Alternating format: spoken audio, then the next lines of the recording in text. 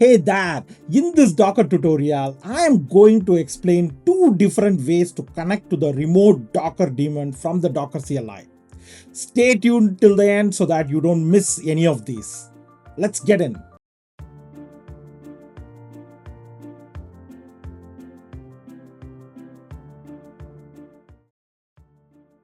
The first approach that I will be explaining is how do you connect the Docker CLI to the remote Docker daemon using the Docker context that uses SSH.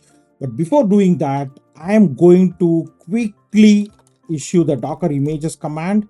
When this command is issued, it is connected to the local Docker daemon that is part of the Docker desktop, and we have one single image called Ubuntu.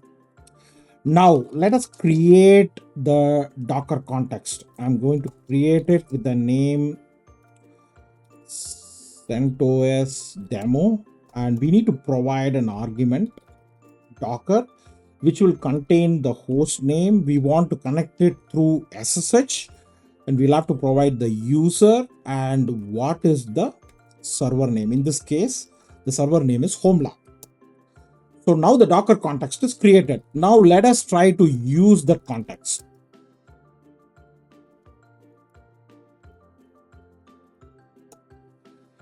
Now, after this, whatever Docker CLI commands that I issue from the macOS is going to be sent to the remote Docker daemon running on the Linux host.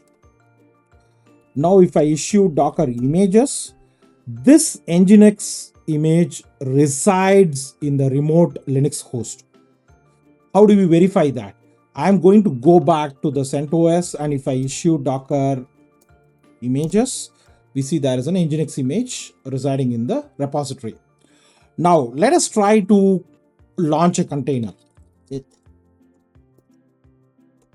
I'm going to launch an Nginx container, and I'm going to map port 8085 to port 8080 of Nginx, and let us name the container as approach 1 Nginx, and I'm going to run it in detached mode and using the latest version of Nginx.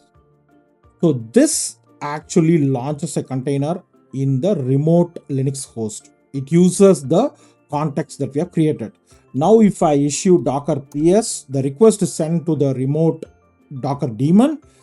And if I go back to the Linux host and I issue Docker PS, we see the container is launched. Awesome. Next, in the second approach, the Docker daemon exposes a TCP endpoint, and the Docker CLI connects to that endpoint remotely. That endpoint will be listening on port, let's say 2375 in our case. Normally, this communication is secured through TLS, and for this demo, I am intentionally dropping the TLS communication, and I want to specifically focus around the communication between the Docker CLI and the remote Docker daemon using the API approach. In production environment, make sure that the communication is completely secured through TLS. For the second approach, we will have to do some configurations on the Linux server where the Docker daemon is running. We will have to expose the port 2375. Let's see how to do that. First, we will have to create a directory where the systemd, that is the Docker service, is running. Just create that. And we will have to provide the override.conf where we will have to provide all the certificate and the endpoint, all the details we'll have to provide it. So since we are not securing this communication using TLS, I have omitted those different arguments around the TLS communication. But the Docker daemon will be listening on port 2375. So now, once you're done with this, we will have to make sure that the file is reloaded and the Docker service is restarted. Now, we will have to set the Docker host to the location where the remote Docker daemon is running.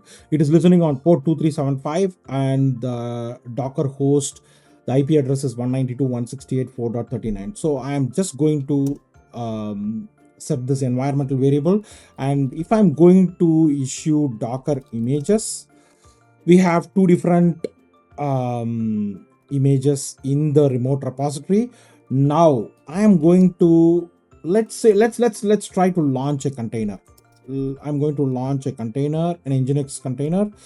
Let us try to have 8086 map to 8080 of Nginx, and the name we give is approach 2, and we want to run it in detached mode, and the Nginx image is latest. So this is going to launch a container in the Linux host, and if I'm going to issue Docker PS, we see that we have a container with the name approach 2 currently launched.